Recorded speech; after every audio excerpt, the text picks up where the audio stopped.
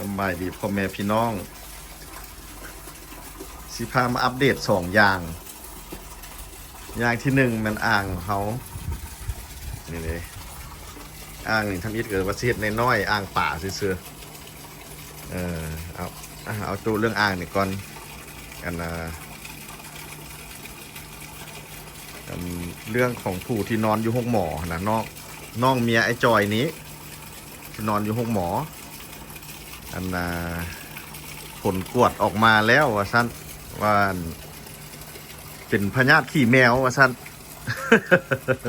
เคยพากันได้ยินอยู่บอกพยาธิขี้แมวนี่มันในบุหัวมันเป็นจังไหนเพิ่นว่าแนวนั้นว่าอาการนี่มันย้อนว่าเป็นดมขี้แมวหลายอยู่เฮือนเพิ่นเห็นมีคนทั้งข้างบ้านเขาเจ้าเลี้ยงแมวแล้วได้ดมขี้แมวหลายปีมาแล้วพยาธิขี้แมวมันขึ้นสมองไปซ่าสมอยู่สมองแล้วเป็นก้อนอยู่สมองว่าสั่นมันสิมีเรื่องแนวนี้ว่ะแล้วเพิ่นเดี๋ยวนี้นี่ในหมอแนะนำ เพิ่นจัดยาให้กินแล้วได้นอนห้องหมอหัน2 ทิศกินยาแล้วก็นอนอยู่หันติดตามอาการแล้วคันกินยาต่อเนื่องแล้วมันก็สิดีเพิ่นเว้าแล้วถามเมียจอยว่าเป็นไงน้องสาวเจ้าอาการแล้วก็ว่าไข้แน่แล้วเดี๋ยวนี้ว่าสั่นดีละแต่ว่าก็ได้รับใจดีก็แนะนำให้เมียไอ้จอยไปถามในหมอแผน2โอเคแผน1นี่กินยาไป2 ทิศคันมันบ่ดีเด้แผน2เพิ่นสิมีแนวใดแนะนำเฮาแน่นะจังนั้นเพิ่นสิไปถามหมออีกเด้อันนี้มันผัวน้องเมียไอ้จอยอันนี้ไอ้จอยนี่นะเป็นผัวของน้องพรน้องสาวน้องพรท่านบ่สบายนอนห้องหมอแต่ข่ามื้อนั้นมาน้องพรผู้เป็นเอื้อยหั่นก็บ่ได้มาเฮือนเลยนะนอนเฝ้าน้องสาวอยู่ห้องหมอแล้วการที่อยู่2 ทิศนี่มันก็มีค่าใช้จ่ายเด้ใส่ยาใส่หยังคืนนึงเพิ่นเอา100,000กับ 5,000 ว่าซั่นต่อคืนเนี่ยไอ้รัฐจะดีก็เลยก็เลยเฮ็ดอ่างใหญ่กว่าเก่าซะให้ไอ้จอยได้เงินหลายกว่าเก่านี่ใหญ่กว่าเก่าแล้วก็สิติดกระโหลกกระโหลซะเอาแต่ว่าเฮ็ดอ่างนี่เงินก็สิบ่พอเงินเขาเจ้าสิอยู่ห้องหมอต่อเด้ก็เลยว่าหาเวียกไอ้จอยอีกสิเทนี้บัดนี้เอาสิซะเทแถวนี้สรุปกระสุนนัดเดียวได้นก2 ตัวนะแบบให้เขาเจ้ามีเงินจ่ายห้องหมอเขาเจ้าแล้วก็เขาก็ได้สิ่งงามๆอยู่เฮือนเขาประมาณนี้วันนี้แอปจอยปูพื้นนี้แล้วคือไอเดียว่าอยากทาสีฟ้าใส่พื้นนี้โทรไปถามมันนั่นแหละห้านซูมินีการค้านี่ก็คือห้านดีโพอยู่อเมริกาเขาขายเครื่องก่อสร้างขายอย่างเขาเจ้าว่ามีสีวันนี้สิออกไปเบิ่งก่อนสีฟ้าท่านปูแล้วสิทาสีฟ้ามันงามๆแถวนี้โอเคมาติดตามไปน้ำกันสำหรับเมื่อวานนี้เนาะต้องขอบใจนั้น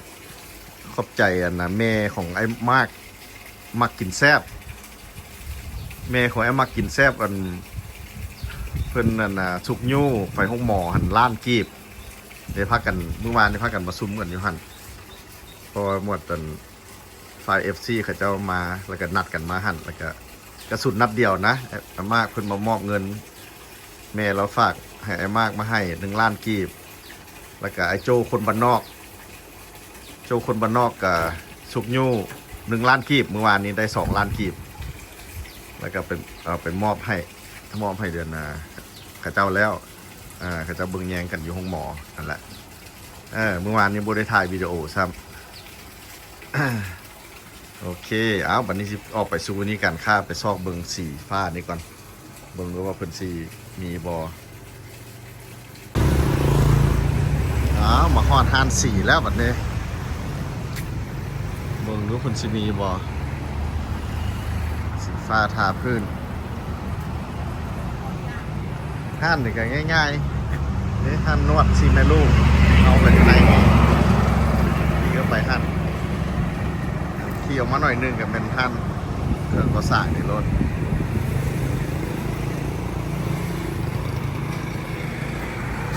ไปดีน้องสาวเอาสีนะฮะไอ้ายแน่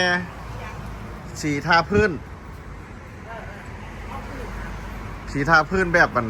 คือเดินเทนนิสอีหยังขนาด โอ้สีขาวอ่ะสีอย่าง สีฟ้า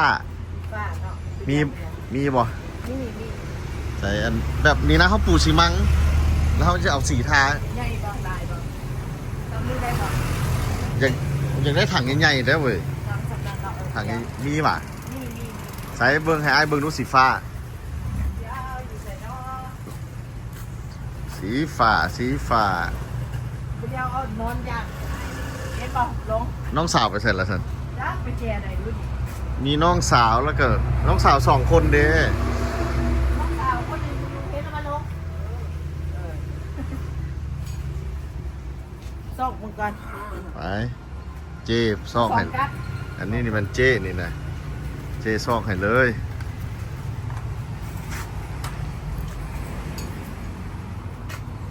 ว่าสี สีฟ้าทาพื้นสีมังนี่นะเอาถังใหญ่ๆนี่เลย โทรมาถามแล้ว มีบ่ล่ะวะ มีโทรถามลูกสาวเจ้าของกีเนี่ยเราบุรีอยู่นี่ว่าสัน บ่ ห้านนี้มันห้านขาประจำหันนี่มันหลายมันเฮาให้ในสร้างมาเอาเลย มาเอาแล้วกับจ่ายเงินเนี่ยกับเพิ่นส่ง QR code ให้แล้วเฮาก็จ่ายตาม QR code หัน เขาบอกเอาตัวน้อยแหละเป็นแก๊สเอา หมออยากได้ใหญ่ๆนี่นะ ว่า เพราะว่ามันทาหลาย บ่ ไอ้ปู่หลายเติบ แก๊สหนึ่งกับถังหนึ่งมันทอกันเลย แล้วตัวใดถือก่อนกัน ก็คือกันนะ ถังนี่สิถือก่อนนี่แหละไอ้คิดว่านะ บ่ทอกัน ใส่เบิ่งเอามาให้ไอ้ถังหนึงมึงเนาะ ถังหนึ่งมีซัมนี่ อยากได้ถังหนึง คัดแก๊สหนึ่งซัมนี่ผัดซีป๋อง นี่โอ้ยนี่น้อยหนึงอันนี้ น้อยอย่างซ้ำกันคำมาเทียบใส่กัน ปริมาณใด ปริมาณนั่นแหละ เอาถังนี่เบิ่ง ถังหนึ่งแล้วมัน น้องสาวว่ามีโทรหาเมื่อกี้ สีฟ้าแม่นบอก สีฟ้าเด้อมันทาพื้นได้บ่แม่นฟ้าฝาได้ แม่นน่ะ ลูกสาวไปใส่สัน ไปห้องหมอใกล้สิมาละ โทรหาเราหั่นแหละเราว่ามีว่าซั่น มีหรือจักเพิ่นเอาไว้ใส่ดูดิลองซอกว่ะ อ้าวถังใหญ่บ่มีว่าซั่นเพิ่นว่า ไอ้บ่มีมีแต่ ถังน้อย ซ้ำกัน เอาเบิ่งปริมาณจะเว้าเบิ่งดูแล้วราคาเด้ สีฟ้าแม่นบ่ สีฟ้า เด้ ขอเบิ่งฟ้าแหน่อยากได้ฟ้าคักๆซ้ำกันปริมาณหั่นน่ะ สี่อันนี้เท่อกันกับถังใหญ่นั้นถังหนึง แม่น โอเคเครื่องเจ้าหลายเนาะเงินคำเท่านั้นหย่องอยู่เต็มอยู่ดีจังได้เงินแต่ค เด้ ำเดี๋ยวขึ้นมาเบิ่งดูใส่ฟ้าแนวไหน ฟ้านี่แหละฟ้าก็มีแต่ฟ้าเดียวหั่นแหละ เอ้าฟ้าแนวนี้มูมีป่ะ บ่ นี่จะแจบ บ่ฟ้านี้ อันนี้เนวีบลูฟ้าแก่ อ่า ฟ้า แกมันสีบัดท่าออกมาก็งามท่าพื้นหั่นแหละ อันนี้เบิ่งดูเขาบอกอันท่ากระเบื้องอันนี้เนาะ กระเบื้องกับพื้นนี่เด้แบบ เออ พวกเดินพวกหยังหั่นน่ะ เออ เช่นบอกกินนิดหยัง มีสีอีกบอกสีฟ้าอีกนึงอีก บ่มีแต่ฟ้านี่แล้วก็แดงดำเขียวอหย่างจังซี่ไป โอ้มันเป็นฟ้าแก่สำเนาะแล้วว่า แกมันทางคงดีไปสีบักว่าสีบักข้อหั่นน่ะ โอเค ได้แล้ว เอามาขึ้นรถไอ้เลย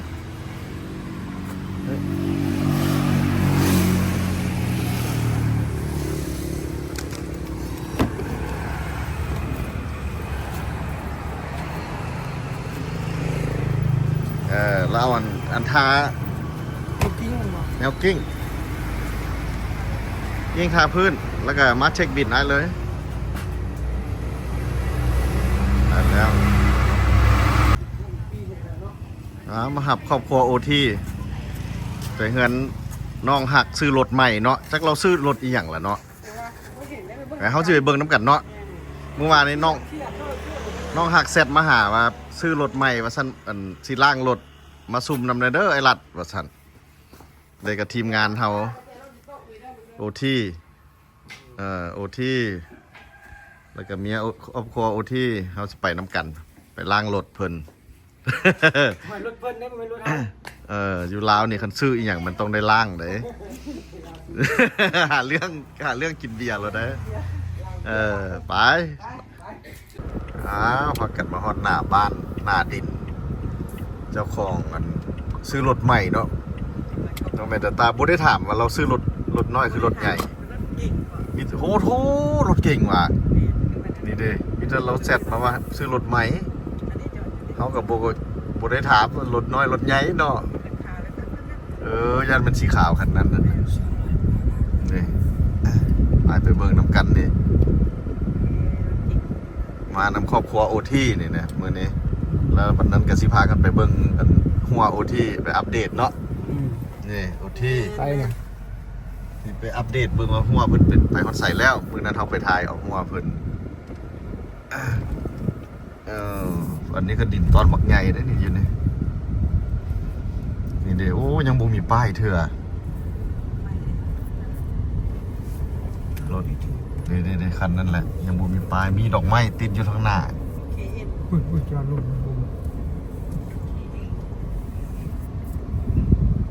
เมียง KN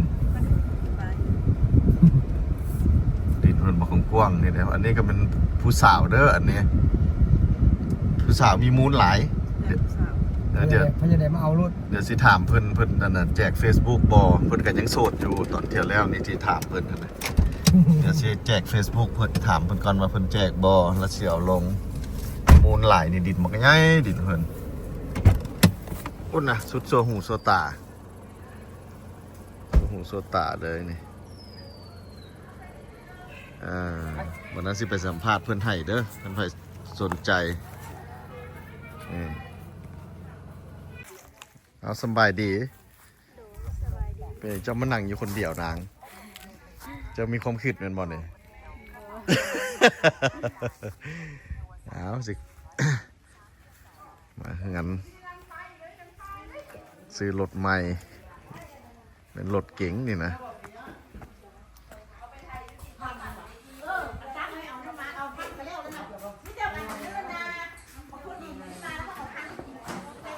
สบายดีน้อยสบายดีเนี่ยอันนี้เป็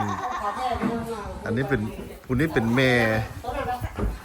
ม่ของเจ้าของซื้อรถนี้นี่โอ้สบายดีน้องเปิ้ลนี่น้องว้าวรถใหม่ป้ายยังบ่ทันได้เถื่อสบายดีอานนท์เบิ่งรถใหม่เพิ่นนี่ผู้นี้นี่น่ะเจ้าของน่ะโอ้ว้าวมีแต่เงินตะคำคือมาคำคูณเท่านี้น่ะเงินหมัดเต็มอยู่หั่นจะได้โอ้เขาจะเฮ็ดกันจังซี่เนาะนี่เด้พากัน ปีนี้ซื้อรถใหม่ปีหน้าหัวใหม่ เดี๋ยวผัวใหม่สมบอกเจ้ามีผัวแล้วสมบอก ยังเด้อยังโสดใครอยากว่าเป็นเขยปังแฮด ดีเอาเบิ่งเนี่ยฮู้พางเพิ่นเป็นแนวนี้คันไผสนใจยังโสดแล้ว เจ้าขายเป็ดน้อยเด้อ เจ้าอันแจก Facebook เจ้าวอ โอ้ Facebook Apple เด้อ Apple ดวงมาลาเด้อ ภาษาอังกฤษหวา โดยเป็นภาษาอังกฤษเด้อ APPLE โดย ดวงอัน DOUANGMALA โอ้ฮู้ภาษาอังกฤษอีกสบายดี สบายดี โอ้ มาเจอกันแล้ว ค่อยไปซอกหาเจ้าอยู่ ปิดห่านมา เจ้าถึงขั้นปิดห้านไปว่าต้องหักแพงแท้ๆเจ้าจึง เอา มือนั้นส่วนปิดห้านบ่ยอมปิด เพิ่นบอกแต่เมื่อคืนนี่เนาะ นี่อันนี้ เจ้าที่นี่เนาะ เจ้าที่ น้องใจสบายดีไหม สบายดี เนี่ยแม่ตาอันน่ะ จะในแล้วนี่บัดนั้นเขาสิไปเบิ่งดิอันหัวแมตาต้าเฮ็ดไว้ฮอดใส่แล้ว ใส่จะต้องมีคลิปในสงสัยมีอันใดอันหนึงในนะต้องเอาคลิปนี้ไปฝากผู้ใดคนหนึงนั่นนะ เดี๋ยวนี้นี่น้องเปิ้ลนี่ยังบ่มีครูนี่เดี๋ยวนี้ แม่เปิ้นยังบ่มีครูเด้ ไอ้ อ เสี่ยว แต่ว่าผู้นี้นี่เพิ่นสิเอาผู้ใหม่ โอ้อันน่ะ เรียนผู้ใหม่แล้วนะ อันน่ะคันใครสนใจก็ติดต่อหาน้องเปิ้ลได้เนาะ Facebook Apple ดวงยังก็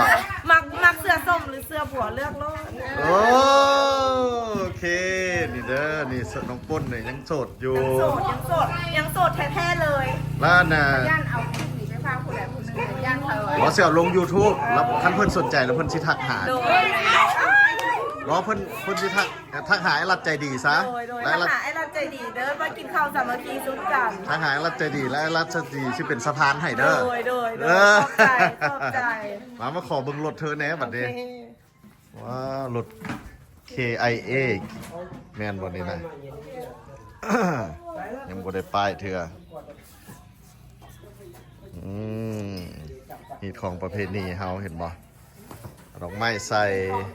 อยู่ทางในกับมัดพวงมาลัยหันมัดเงิน ผลงานของน้องเปิ้ล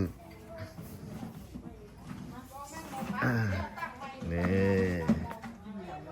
อันนี้ก็งานเพิ่นดินเพิ่นเนี่ยบอกกว้างเลยน้องเปิ้ลนี่นะ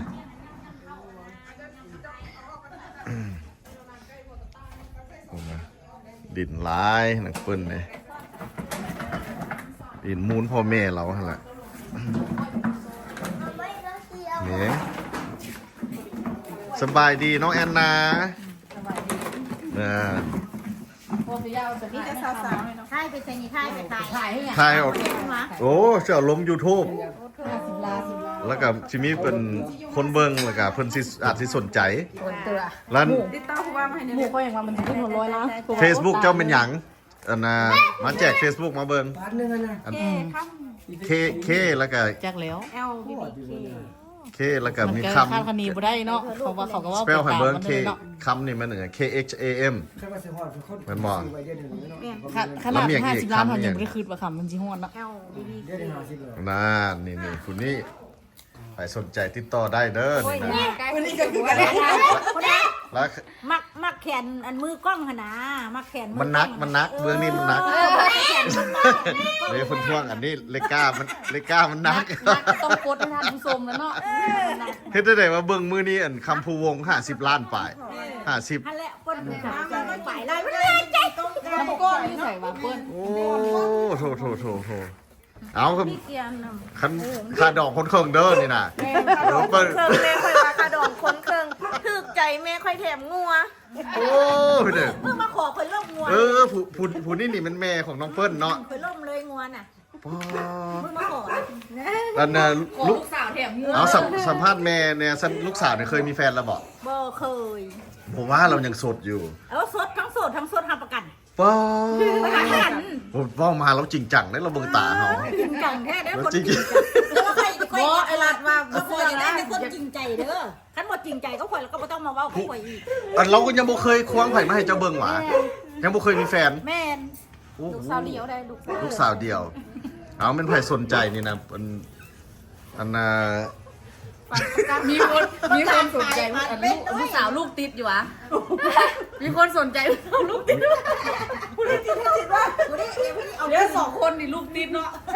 อันนี้แต่ว่าอันนี้ผู้สาวเด้ออันนี้ยังบ่เคยมีผัวเธอคนนี้ อันนี้พร้อมเปลี่ยนทุกมือเลย อันนี้ป้าวันนี้สาวลูกติด พร้อมเปลี่ยนทุกมือ นี่ เล ก็ ย สัก กูนี่ละบ้านแล้วเอาหัวอันโดนแล้วเดี๋ยวนี้เราอยากเปลี่ยนหัวใหม่แล้ว มันเก่าแล้ว มันเก่าแล้ว ว่าปัดชื่อโหลด โอ้ นี่แต่ ครบรัก5 ปีมันพอดีพร้อมเปลี่ยน งั้นก็ห่วงคือ นี่น้องเปิ้ลนี่ ได้ นี่น้องเปิ้ลนี่ยังบ่เคยแต่ง ยัง งาน บ่ เนาะ เคยแต่งงานยังบ่เคยมีแฟน บ่เคยมีแฟนป้าเหลือเชื่อบ่คุณ มัน แม่ เป็ นี่ นเมี่ยงเข้าหั่นว่า แม่เพิ่นเดี๋ยวนี้นี่แม่อยากได้หลานแล้วแม่นบ่เนี่ย แมนไปอยากได้หลาน จุด เอามาแล้ววะ คันได้นี่สิ มาแล้ววะตาตาม สิล่มงัวพุ่นว่ะ แมน เอา อันนี้แมนลาบอันนี้ เปิ้นตักอันเข้ามาเนี่ย เอาแม่มีงัวว่ะ มีหลายตัว มีจักโต มี18โต มีงัวอีก10ปลายโต ลงทุนแล้วนี่อีก2-3 เฮกตาร์ลงไปนี่แม่นเบิด ป้าติโทเนาะ ยังไงกล้า เป็นคือลูกเคยข่อยบ่ โอ้ นี่ใครอยากได้ดินตัวนี้เราสิขายเนี่ยไอ้รัด ทางหน้านี่ครับ ทางหน้านี่ ทางหน้า ข้างหน้าที่2ในข่อยเสียน น้ำมันหอย เพราะมูลมูลดินมูลดินเพิ่นหลายเลย ซื้อกันไม่ได้ ไม่ได้เลยไม่ได้ สบายดีสบายดี หาพ่อก่อนลูก เราถู โอ้ กใจ ผมเดี๋ยวเพิ่น เขาดีใจมือขอลงหัว เพิ่นดีใจแฮงคันได้ลูกเขยนี่สิล่มงัวเลยว่าซั่น วันได้มือขอได้แล้วลง บ่ได้เว้าบ่ได้เว้าลิ้นแด บ่แท้แม่นบ่ บ่ เนี่ย เว้าเท่ใดมื้อนี้มือเค็ดมือหยังได้มืออันนั้น3 เอาขอถามในอยลูกสาวได้จักปีแล้ว 29 ปีเนาะพอดีกำลังเป็นแต่สร้างครอบครัวฮู้เวียกฮู้หยังครบหมดเลยเนาะอืม ต้มไก่เด้อต้มไก่ อืม ทอดปลาหมูมีเอาหอย เพิ่นจะว่าหยังก่อนโอเค บ้านน้องนะมันมีหอยไตกับหอยหงายไอ้สิกินหยัง ป้า คือกันสำคัญไอ้สิกินหยัง เดี๋ยวอันเมี่ยงก่อน สดสดกัน สดคือกัน เท่ากัน อยู่ซ้ำกัน แม่นซื้อหนึ่งแถมหนึ่ง โอ้เหลเอาไผเอามันล่ะเว้ยท่านผู้ใดสนใจเด้อ มันละมุน ท่านสนใจแล้วอันน่ะเห็นบ่ ทางหาไอ้รัดใจดีเด้อ เด้อถ้าขายไอ้รับก็ได้ไอ้รับสิเป็นสะพานให้ แต่ฉันแจ้งภาพเฟซเลย ไอ้รับสิอันน่ะเป็นสะพานให้เด้อหรือว่าสิติดต่อหาเพิ่นตรงก็ได้เลย ได้บนสะพานบุญไหมสะพาน ตัวนี้มันสะพานหักเนาะ บนสะพาน สะพานบุญไอ้ก็เป็นมาได้ทิศแล้วเนี่ย มันนี่เป็นสะพานหักเรา สิเป็นสะพานหักให้พร้อมบัดนี้ แล้วมึงรู้เห็นแพ็คอะไร เบิ่งอีแม่เฮ็ดของกินไว้ท่าพุ่นน่ะจะเบิ่งดู แล้วต้มไก่เพิ่นเนี่ยออกไปเพิ่นนี่ก็ออกแล้ว โอ้มีหลายอย่างเด้อน้ำก้นกับมีหลายอย่างนะนี่นะมี นี่อันนี้ไม่หยังเลยนะเนี่ย เมี่ยงมึงหลวงแน่ เนี่ยมึง อันนี้ทอดปลาอยู่หนองเราเอง ป่าอยู่หนองหลังนี่หลังบ้านเพิ่นมีป่า หอยหอย เข้านี่บกก็เป็นเข้าเพิ่นเองสัก เก้า ที มี เนี่ย นาเพื่อนบริษัทเลยน้องไอ้ปลากำลัง เพิ่นมีนา มีนา แปลว่าตกถังข้าวสารเลยนะมาเอาลูกสาวเพิ่นนี่แม่นบ่แม่นว่ะ หนูตัวทำกระสาน หนูตกถังข้าวสารรถมาเอาน้องเปิ้ลนี่น่ะว้าวแม่เพิ่นอยากได้หลานแล้วว่าซั่นอีลมงัวให้เลยเอ้ ปลาประจำโต มันเขาเจ้าเฮ็ดคักบ่นี่นะ ไว้ยังยืนที่อยู่ยาวเท่าชุด พระเข้าอยู่หันรถเธอกันยังใหม่ๆเขากับมัดคือกันอืม ข้าวซื่อๆบ่มี มัดเปิ้นมัดให้อ้ายนี่ดู เจ้าของไว้ที่ดินน่ะ อันนี้ไอ้รัดเด้อมัดแขนเอาลูกสาวแม่ให้ค้ำให้คูณ โอ้ ให้หนูให้ขึ้นในห้างให้มีคือไอ้รัดเด้อพาแม่ซอกแม่หา อืมนี่น้องเปิ้นหาเงินเก่งเฮ็ดล่าเฮ็ดการหาเงินเอง ไปได้เป็นเมียนี่โชคดีขนาด มูลกับบักละลายอีก คูณขอบใจขอบใจ หัวก็เยอะ ดินก็กว้าง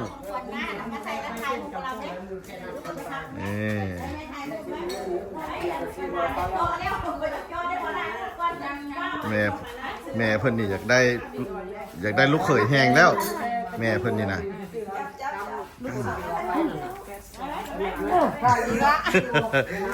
ก็ไข่ตู่ว่าท่านกินหอมคัดรสใหม่หุ่นออกมาใส่เห่าพี่นะ คิวรถไม้เขาเอิ้นน่ะบ่ได้หอมรถไม้ยาง ผมมีดอกไข่หวา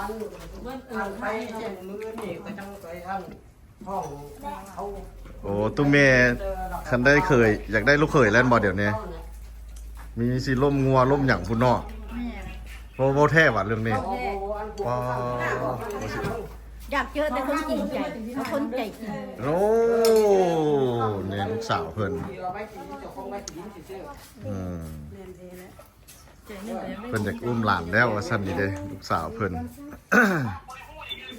ก็แท้ไว้ว่าปลอมเขาก็บ่แจ้งหยังก็มีแต่อันเขาเจ้า อืม โทรมาหาไฟแชทมาไฟซื้อไปบัดนี้ คนจริงใจแล้วไปจริงใจ เพิ่นว่าอย่างก่อนเมื่อกี้ ปีนี้ได้ที่ตีนปีหน้าหันอยากได้2 ขา โอ้ สองขาพี่ยังไอ้รัด ฮะ สองขาพี่ยัง สองขาพาย่า 2 ขาพร้อมอนาคตเด้อ สองขาพาสร้างภาษา สองขาพ่อมอนาคตกลัวมาเป็นพระราชนี่ก็บ่เอาเลยเนาะ กูเกิดไม่ตลอดกับบ่เอา โอ้เกือบ อีหยังก็มีผู้เกิดใหม่ก็ผู้หยังก็จะว่าก็ข่อย โลกมีขุม เพราะว่าคนชื่อรัฐบาลผู้เกิดใหม่เขาว่าอุ้ยผู้เกิดใหม่นี่อันนั้นผู้ดังจะรอดมาเราว่าจะเจียดเจ้าหูไวเนาะนี่เราคนชื่อไม่ได้คนชื่อรัฐบาลโลกมีขุมตาบอด โอ้โลกมีขุมเลยอัน ไอ้ยัง แล้วอันแล้วบ่สบายตอนยังน้อยแล้วคือหมอมาซักยาใส่ก้นหั่นนะแล้วไปซักในไหนฮู้แล้วรีบ แล้วขาตั้งขาดึงเงา บ่รีบไปครึ่งนึงท้องตูด แล้วยางเดียว ถึกไปเฮ็ดนั่นใดเห็นเราแต่อีตนแล้วมันก็รีบไป เส้นนั่นแหละเขาจะว่าซักยาอะไร บัดพอตอน พ่อยายตอนนี้หันบ่ฮู้ความ อันน่ะอ้ายฮักเด้ แต่เราเอาไปแต่ อ้ายฮักอยู่ต่างประเทศเพิ่นว่ามาลาวหั่นหามีอ้ายแน่นะก็มี2คนนี่แหละ ยาวเรื่องยาวๆ ผู้หนึงหั่น แต่ เกือบ กว้างๆขนาดประาณ มี2คนผู้หนึงหั่นคุมในโลกนี้มีคุมหลาย อันนี้ความจริงนะบ่แม่นเว้าตลก แล้วอีกผู้หนึงหั่นมันเกิดพันใหม่ตลอด สามประมาณ เกิดใหม่ตลอดผู้นั้นหั่นอันน่ะถึกเขาเจ้ายิงกันนะแกล้งยิงกันแล้วไปยิงถึกก้นเราไปถึกสึกเอ็นอะไรฮู้แล้วเราอันน่ะย่างบ่ได้บัดนี้เลยได้นั่งรอตลอด แต่รอแล้วหั่นมิใส่เกิบใส่ส่งใส่หยังดีแล้วก็เกิบกระหย่องอยู่หั่นใดใส่เกิบหย่องแต่เกิบบ่ได้จุดินจักเทื่อพอยู่ล่อไปมันก็อยู่เทิงอันนั้นเลยแล้วก็เลยเอิ้นเพิ่นว่าพุทธไอ้เกิบใหม่ตลอดหั่นนะมี2คนนี้อยากให้ไอ้รับใจดีเลือกอันซองเมียให้หั่นนะ เอาผู้มีอนาคตก็นี่ได้บ่ จังหวะบ่ฮู้ ก็พานแล้วเด้บ่แนะนำให้แล้ว2คนนี้เอาเป็นใครสนใจก็ทักหาน้องแอปเปิ้ลเด้อ ไปอีกแล้ว ไอ้ผู้นั้นก็โสดคือกันผู้นี้นี่ก็เป็นทางธุรกิจด้วยลำแพงของตัวเองนี่ผู้นี้ก็ได้